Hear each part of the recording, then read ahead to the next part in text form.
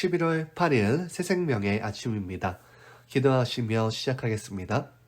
주님 감사합니다. 주님의 은혜로 인하여 오늘 이 하루를 살게 하시고 이 하루를 통하여서 주님과 교제하는 즐거움을, 이웃을 섬기는 감사함을, 그리고 무엇보다 주님의 말씀을 통하여 우리의 앞길을 준비하고 예비케 하여 주심에 감사합니다.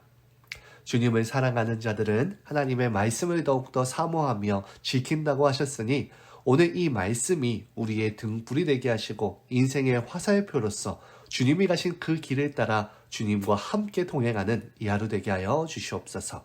오늘도 주님께 모든 것 믿고 맡기며 예수님의 이름으로 기도합니다. 아멘.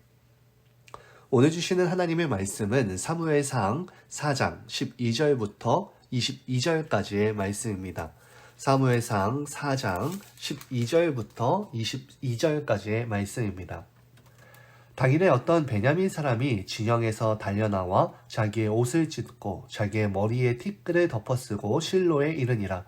그가 이를 때는 엘리가 길 옆 자기의 의자에 앉아 기다리며 그의 마음이 하나님의 괴로 말미암아 떨릴 즈음이라.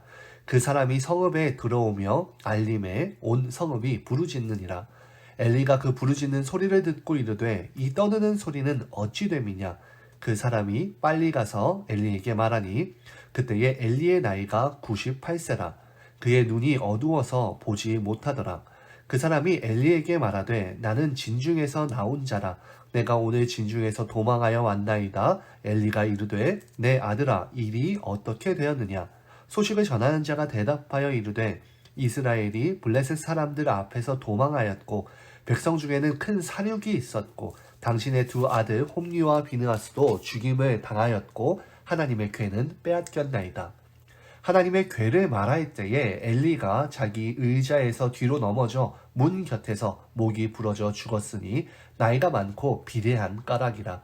그가 이스라엘의 사사가 된 지 40년이었더라.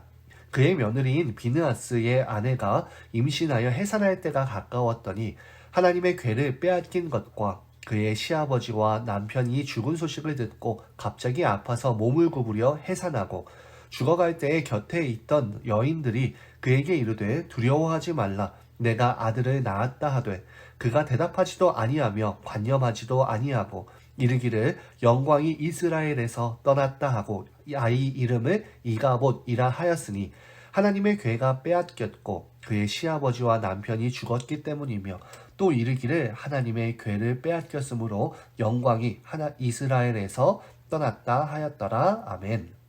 오늘 본문은 전쟁에서 참패한 이스라엘의 그 결과에 대해서 얘기하고 있습니다. 또한 한순간에 망해버린 엘리 집안의 비극적인 운명에 대해서 얘기하고 있는데요. 이스라엘의 그 바벨론 전쟁에서의 그 참패는 죽은 4,000명의 군사들뿐만이 아니라 후방에서 초조하게 그 소식을 기다리던 엘리 제사장과 그의 집안에도 돌이킬 수 없는 치명타를 입힙니다. 이미 선포되었던 엘리 집안에 대한 하나님의 심판의 그 성취이기도 하겠지만 직접 그 가정의 종말에 대해 읽는 것에 대해서는 안타까움을 갖게 되는 건 어쩔 수 없는데요. 홈리와 비느하스의 죽음을 앞에서 접했다면 오늘 본문에서는 엘리의 죽음과 조산의 비극을 겪으며 아가봇을 낳은 비느하스의 아내의 죽음을 통해 이 3대에 걸친 안타까운 소식을 접하고 있습니다. 엘리는 비록 자녀들을 하나님의 율법대로 징계하지 못했고 영적인 판단은 흐렸지만 대체로는 경건한 사람이었습니다. 그는 여호와의 특별한 지시가 없는 한 하나님의 그 언약궤가 하나님이 지정한 장소에서 벗어나면 안 된다는 것을 알고 있었고 이미 시력을 잃은 그가 불안하고 불편한 눈으로 블레셋과 이스라엘의 전쟁터 쪽을 바라보고 있었는데 드디어 전쟁터에서 살아 돌아온 한 베냐민 사람이 옷을 찢고 티끌을 뒤집어 쓴 모습으로 소식을 전하며 이 비극이 시작됩니다. 엘리는 당시 길 옆에서 자신의 의자에 앉아 기다리고 있었다고 오늘 13장은 전합니다. 이는 아직 그가 이스라엘의 사사로서 군림하고 있었던 것을 상징하고 있는데요. 결국 그는 이 통치자의 상징으로 대변되는 이 보좌, 이 의자에서 결국 죽고 맙니다. 엘리가 죽을 때의 그의 나이는 98세였고 그는 이미 시력을 거의 다 상실했으며 또한 몸도 비대했습니다. 이건 당시 이스라엘의 정치적이고 영적인 분위기를 말해주는 것인데 저자는 그 당시 엘리가 죽는 순간까지도 하나님에 대한 염려가 컸음을 강조하고 있습니다. 그것은 하나님의 괴를 빼앗겼다는 것에 대해서 그가 생각하고 있다는 건데요. 엘리는 이것이 그 본인뿐만 아니라 매우 큰 사건임에 대해서 지속적으로 얘기하고 있습니다. 그에게는 이 자녀들의 안녕보다도 더 중요했었는데 법궤의 안전이 그만큼 그에게는 굉장히 큰 이슈였습니다. 그래서 오늘 13절과 18절에 보면 자녀들의 죽음이 아니라 하나님의 궤에 대한 궁금증과 그 궤를 빼앗겼다는 사실 때문에 결국 의자에서 떨어져 죽고 맙니다. 그리고 이로 인해서 비느하스의 아내는 조산하여서 아들을 얻었지만 전혀 기뻐할 틈도 없이 불행하게도 그가 태어나기 몇 시간 전에 아버지가 죽었고 그 어머니도 그를 낳자마자 죽게 됩니다. 결국 이 아이의 이름을 이가봇이라고 짓게 되어지는데 이 뜻은 영광이 없다 혹은 영광이 어디에 있느냐라는 의미입니다. 이 아이의 이름뿐만 아니라 그 어머니 그리고 엘리에게 닥친 이 모든 사태는 여호와의 법궤가 블레셋 사람들의 손에 넘어갔다는 사실 때문임을 오늘 본문은 증거하고 있고 이 중심축이 되어지는 이 여호와의 법궤에 대한 이후의 기준은 이제 5장에서 계속 이어지게 됩니다. 오늘 우리가 생각해 보아야 하는 것은 왜 여호와의 언약궤가 이러한 사태가 일어나기까지 중요하다고 그들이 생각한 것일까요? 그리고 왜 그들은 그 중요한 것을 블레셋 사람들에게 빼앗기고 말게 된 걸까요? 이스라엘 백성들은 하나님에 대해서 많은 것을 알고 있어야만 했었습니다. 하나님이 자신의 임재를 상징하는 그 법궤보다 훨씬 더 크신 분이었다는 것을 그들은 깨달아야 했지만 그들은 법궤가 하나님의 전부인 줄로 생각합니다. 결국 그들은 법궤를 마치 부적처럼 가지고 다님으로 인해서 행운을 얻을 수 있다는 그런 미신적인 생각을 가지고 있었고요. 법궤를 가지고 있다는 것이 곧 하나님이 그들의 편에서 계시다는 것으로 생각하고 결국 전쟁터에까지 그것을 들고 감으로 인해서 빼앗기고 맙니다. 중요한 건 법궤가 아니라 실제로 그들이 하나님 편에 서 있는지, 그래서 하나님이 그들과 함께 계시고 계신지 혹은 하나님이 그들과 함께 하시는 것을 즐거워하는지가 더 중요했습니다. 이스라엘 백성들은 또한 그들 스스로의 죄를 다스려야 했고요.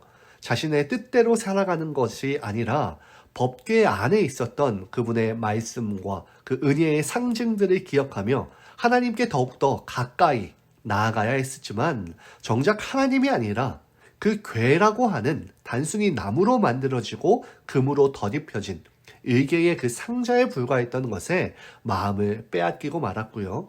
결국 그런 상자는 얼마든지 빼앗겨지도록 하나님께서 내버려 두시며 또한 그런 미신적인 신앙이 되어버린 잘못된 믿음을 결국 엘리의 오늘 이 가정이 철저하게 몰락하게 되어지는 것을 통해서 깨닫게 하십니다. 그렇다면 여기서 한번 생각해 봅시다.